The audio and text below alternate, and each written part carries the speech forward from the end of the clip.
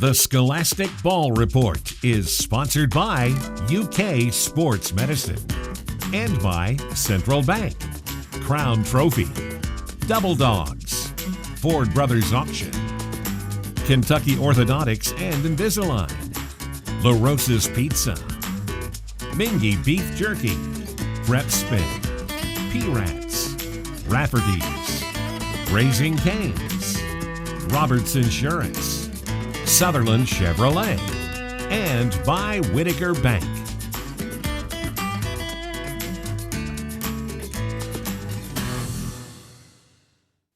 Hello and welcome into the Scholastic Ball Report. I'm BRIGID DEVRIES sitting in for Gary Ball this week as your host for this week's show. And we've got a great show for you this week. From WKYT, we'll have a feature as always from around the state. Our Crown Trophy Athlete of the Week is Gracie Royalty, girls basketball player from Lexington Christian Academy. Our Roberts Insurance Team of the Week is West Jessamine boys basketball team. And from Nicholasville, we'll have the Sutherland Chevrolet Drive of the Week. They'll take you on down the road for some great high school sports action. From UK Sports Medicine and Healthcare, we have staff athletic trainer Megan Surgeon. She's going to talk to you about a pertinent topic, disordered eating. But we know what you want. You want the best highlights in the state of Kentucky for high school sports. And we call it Game Time from Lee K. Howard and Brian Malum. Lexington Catholic putting its spotless 18-0 record on the line against Dunbar. It was just last week when the Bulldogs lost to the Knights just by 2, 69-67. So another chance for Dunbar, but this time on the road. And the Knights grabbed the early lead. Ben Johnson with the head fake and the fadeaway. It was 14-9 Catholic. Dunbar's Tim Hall loses the ball, and then it's saved right back to Hall just the way that they drew it up, right? Last play of the half, Dunbar up 3, but Johnson, that's a 25-footer, and we go to the break tied at 29. Third quarter, Lex Cath, well, they look like they're going to run away with this one. Blake Busson's basket gives the Knights a 10-point lead, but the Dogs fighting back. Hall with the drive, hits the runner. Game tied at 53, under 3 minutes to play. How about Nick Spalding? That's tough. Buries a 3. Dunbar with the upset on Clays Mill tonight. Dogs do it, 65-57.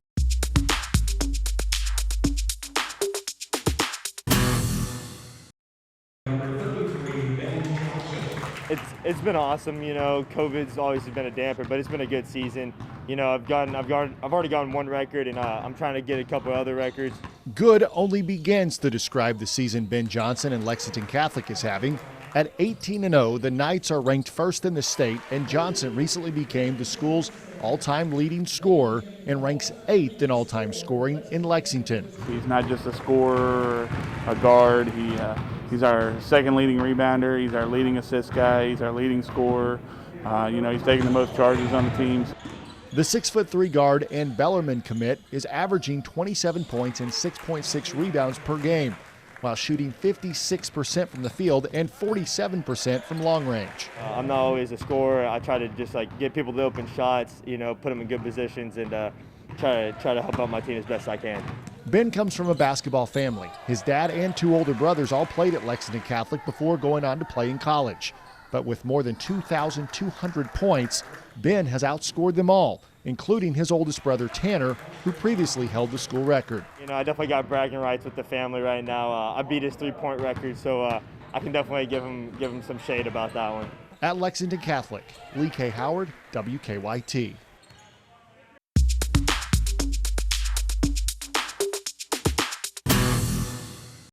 Welcome back into the Scholastic Ball Report. William Warfield here with you, the king of stream, and I'm really excited. You know, a little different today. We're normally, you know, calling in from the studio, having the remote video presentation for you guys for our Athlete of the Week, but not today. I happen to be here at Lexington Christian Academy. Got a game later tonight, but Gracie Royalty, our Athlete of the Week, our Crown Trophy Athlete of the Week, and Gracie, a milestone. You just reached 1,000 points in your career. Yeah. Talk to us about that. So I started varsity basketball when I was in 7th grade. I actually, truth be told, did not see the floor until I got to my freshman year of high school. Ever since then, I had a girl who was a couple of years ahead of me. She hit the 1,000 points while I was playing with her. And since then, it's been a goal of mine to be able to hit the 1,000 points. but I actually had no idea that I was even close to the 1,000 points until the end of the season last year. So that really motivated me this year to go after it and give everything I had every single game. Yeah, and when you're talking about some of the all-time greats that have walked through the halls here at Lexington Christian Academy, your name is up there in that special category now. That's going to make you feel good. Oh, I mean, my mother was very good in high school basketball, so to be able to leave that mark and know that I carried on her tradition, it means the world to me. Yeah. That's everything to me. So Mom played ball. Where does she play ball? So she played at Pikeville, actually, the team that they're playing tonight. Wow.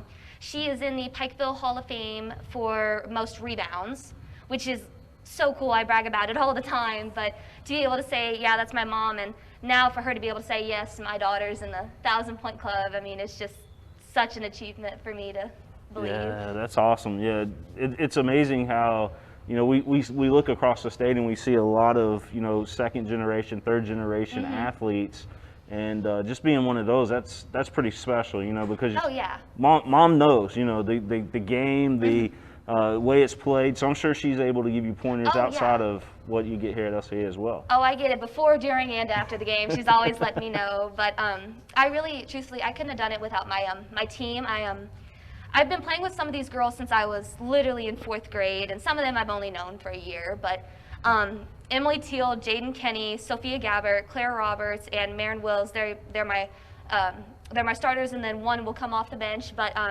I really couldn't have done it without them. They pushed me every day, and they make me better, and they always have my back. Getting back to you, I mean, what kind of legacy do you feel like you've left here at LCA? So the legacies that I've seen beforehand were not ones that, truthfully, a lot want to remember. I was not treated very nice when I was young. So the legacy that I have always wanted to leave was to treat others with the same respect and kindness that you want to be treated with. And as I got older and I realized I have to set the example for these girls, I have to be there for them, I have to show them what the sport is about. And my leaving here with the 1,000 points means so much to me, but leaving here knowing that I've changed the team environment, that I made it better, means more to me than anything. There's a next step for you, and college right down the road. Yeah, that's gonna be interesting. Have you made any decision yet, or is that something you're still thinking about? I have always wanted to go to Eastern Kentucky University. It has the best criminology course, and that's what I want to go into. And I know they have basketball down there, so I'm gonna give it a try. I just want to see how it goes, but I'm ready for anything that life's coming to me next. We got future CSI here, Gracie royalty. But right now, she's our Crown Trophy Athlete of the Week.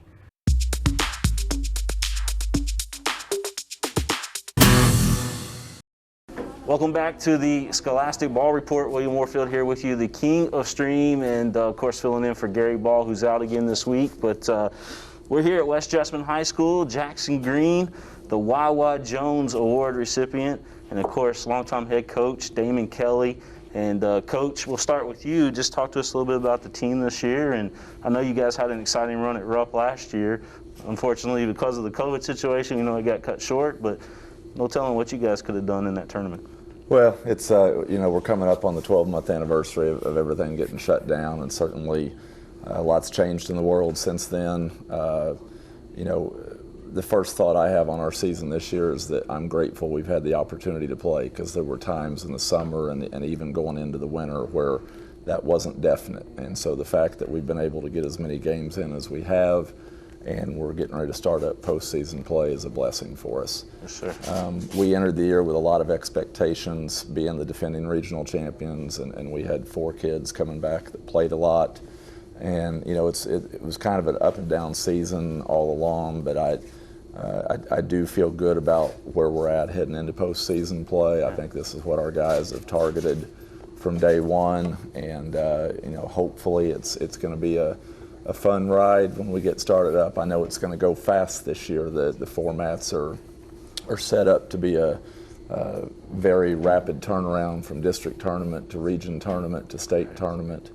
But I think we're prepared, and as long as we can stay healthy and maybe get a little bit of luck on our way, we'll take our chances. Yeah, seemed like you kind of had the same type of season last year heading into that regional tournament where you guys, you played a tough schedule like you always do, but then you started creeping up on everybody.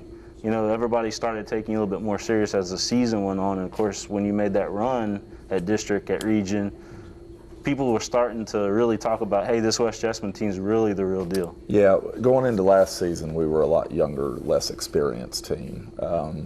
My biggest concern last year was depth and staying healthy throughout the year, and we were able to do that and be healthy when we had to be.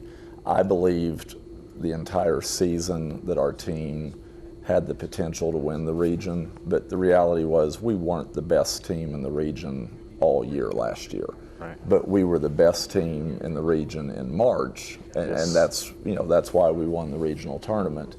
And I think with this year's team, I think it's obviously been a different vibe. We had more experience coming back, but we did lose, a couple of pieces that were huge contributors last year.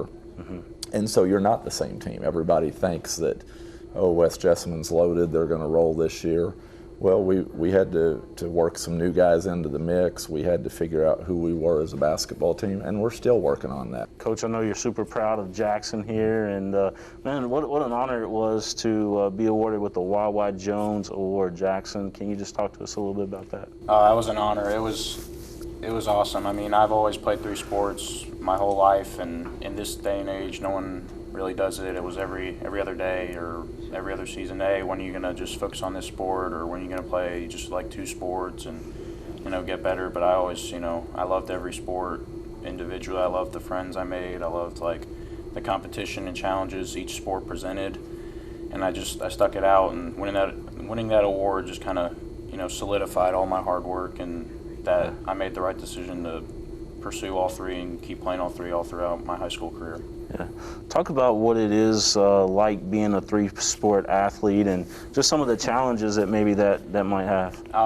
It's hectic. We got an off day today for basketball, so I'm going to go hit in the cage for baseball, because I mean, if we do what we want to do in postseason in basketball and make it to state like we want to, I mean, I'll miss baseball games. I'll be that late into the season, so I always have to stay ready for every sport.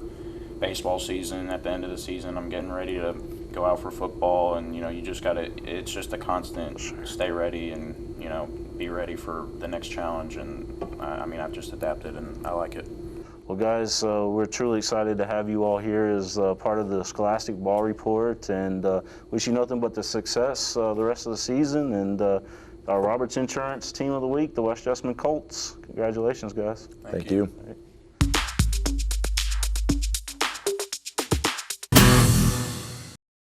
It's time for the Sutherland Chevrolet Drive of the Week. Scott County visiting Douglas, and off the rebound, this is the Broncos' Tyson Barrett going coast to coast for the sweep reverse layup. Barrett finished with 12 points in the 69-55 win for Douglas over Scott County. But talk about a nice, nifty layup up and under on the other side. Tyson Barrett is this week's Sutherland Chevrolet Drive of the Week.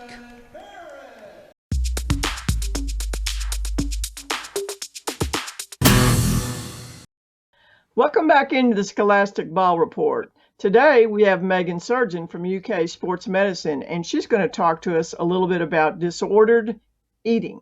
So, welcome in, Megan. Glad to have you here. Thank you so much. So, tell us, what is disordered eating and how is it different from an eating disorder? So, disordered eating is considered anything that's maladaptive to a normal eating habit. So this could be you're not taking in enough calories, you're taking in too many calories, just anything that has to do with the way that you're eating, and it's not considered a normal way of eating. And this is different from an eating disorder, in that technically to be diagnosed with an eating disorder, you would go in, see a doctor, and they actually have you filling out forms and documents, kind of asking you generalized questions about how you eat, how you look at yourself, the way that you're looking at yourself, what you do and don't like about your body. And so there's more testing that has to go into considering if you just have disordered eating, so you're not eating normal, compared to, you know, being diagnosed that you have an eating disorder, such as bulimia, anorexia, or anything like that. So who could be affected by disordered eating? So anyone. I think a lot of athletes eating disorders, disordered eating, as being a girl issue.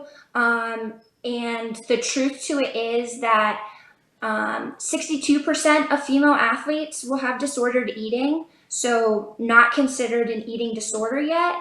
But then 33% of males, they have the same disordered eating pattern. So it's not male, female trend, anything like that. Both males and females can both experience disordered eating. So what are some common things that we could look for in athletes that are experiencing disordered eating? So there's a lot of different signs and symptoms that you can kind of look at.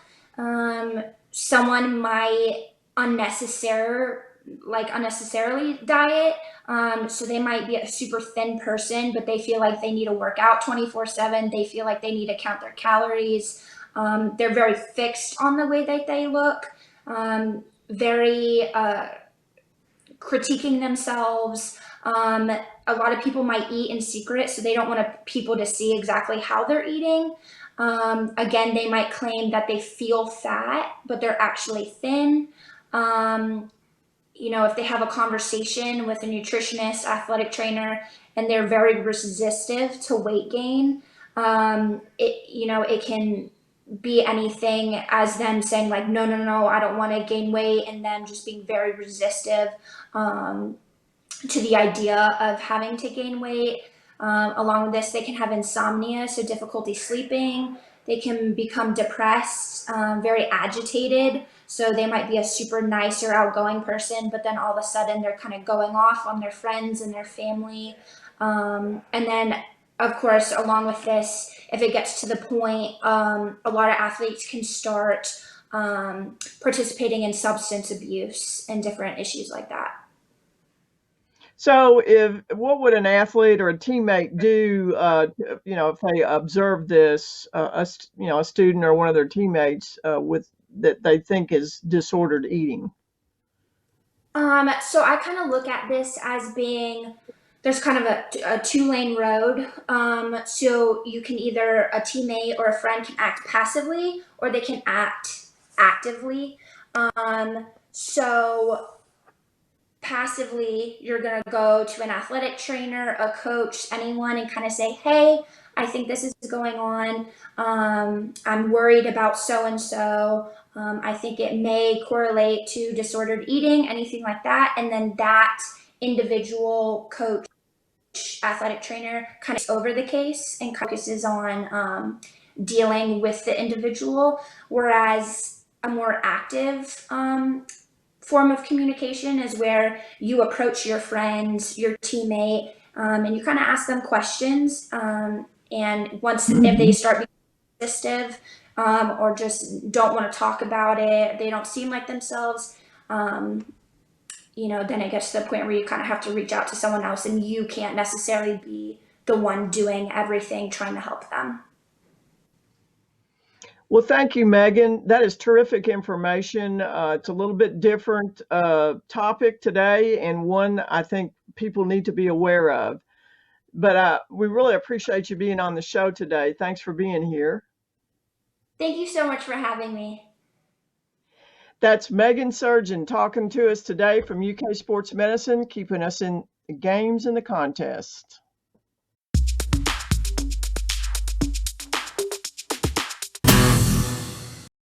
Defending 11th region champion Scott County has struggled to an 8-8 mark, while Douglas, well, they believe they're poised to make a run at Rupp Arena. The Broncos are 11-1. We go to the second quarter. Scott County's Elias Richardson, a little short corner jumper draws iron, but there's Jeremy Hamilton. with the tip in, 2 of his 13 points. Douglas can get up the floor very quickly. Kai Simpson driving, scoring, plus the foul. Home team takes a 2-point lead. More from the Broncos here. This is Tyson Barrett. Young man's going coast to coast. Reverse lay-in. He finished with 12. Douglas uses a big second half, and they win easily, 69-55. Well, that's our show for this week. We hope you join us next week for another exciting show of the Scholastic Ball Report. Special thanks go to the King of Stream, William Warfield, who is our video streamer, and Joel Clace, our director. But remember, for those you see and those you don't see, you keep your eye on the Scholastic Ball Report. The Scholastic Ball Report was sponsored by UK Sports Medicine and by Central Bank, Crown Trophy, Double Dogs, Ford Brothers Auction, Kentucky Orthodontics and Invisalign, La Rosa's Pizza, Mingy Beef Jerky, Prep Spin, P-Rats, Rafferty's, Raising Cane's, Roberts Insurance, Sutherland Chevrolet, and by Whitaker Bank.